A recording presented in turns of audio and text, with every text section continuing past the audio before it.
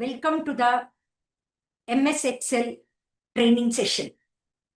Today, we are learning about text functions in Excel.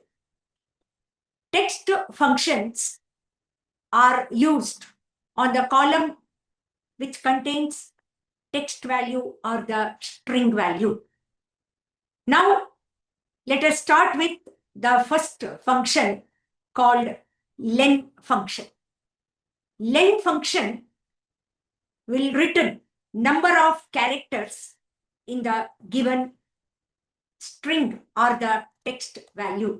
So just type len, pass the cell reference where the text value is found, it returns the value.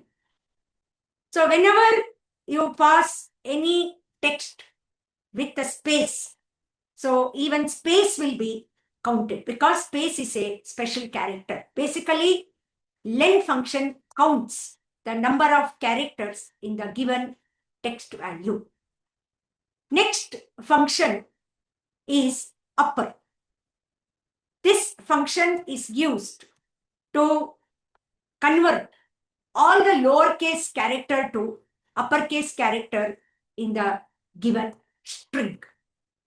If the character is already in the uppercase, it will not going to convert like this. Next, we have the lower function. All the uppercase characters will be converted to lowercase characters. So first example, you can see now, yes, I'm demonstrating the second example. So where all the uppercase letters will be converted to lowercase letter. Next function is proper. What proper function will do?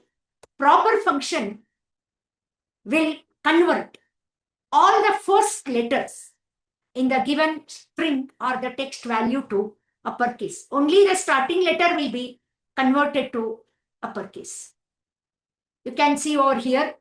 So next three important functions we have is right, left, and the mid function. So these functions are used to extract the specified number of characters from the right side of the text value, from the left side of the text value, or from the middle of the text value. So now let me take up the first function, that is a right function. So you have to type right and you give the text value. By default, it will return only one character from the right side. The second example for the right function is you have to pass the text. Also, you have to pass the number of characters which you want to extract from the right side. You want to get from the right side. Say, for example, I have written comma 3. So what it will do? It will return the 3 characters from the right side of the given text value. Next function is left. Left is opposite of the right function is left. So initially, if you don't specify number of character, by default, it will return only one character from the left side.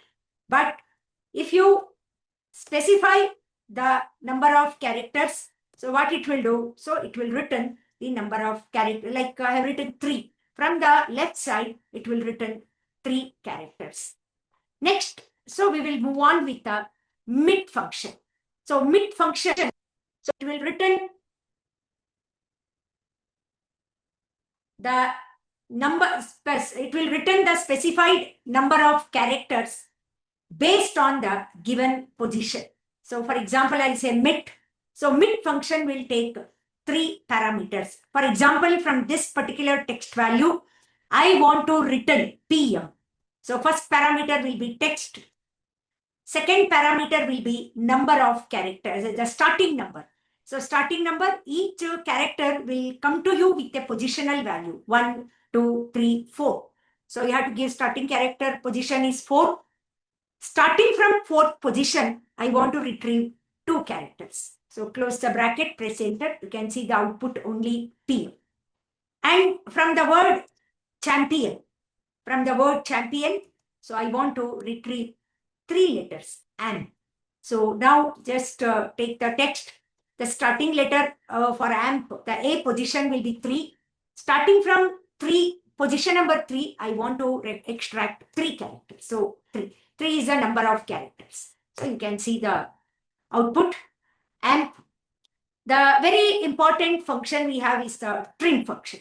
So what the trim function will do? Trim function will remove the white spaces or the normal spaces from the right side, from the left side, and from the middle of the given text value. But by default, it will leave only one space in between the 2 given words. Hope you have understood the first set of text functions. So then we will move on with the next set of text functions. So these we call it as text combining functions. In that, first example is the ampersand operator. So ampersand, how to use ampersand operator? Like this. So take the first name, use the ampersand, take the second name, press enter. See, this is how it is concatenating. This is by default. It will be concatenated without space. If you want to have the space, you have to give the space manually like this. Within the double quote, you have to type the space manually like this.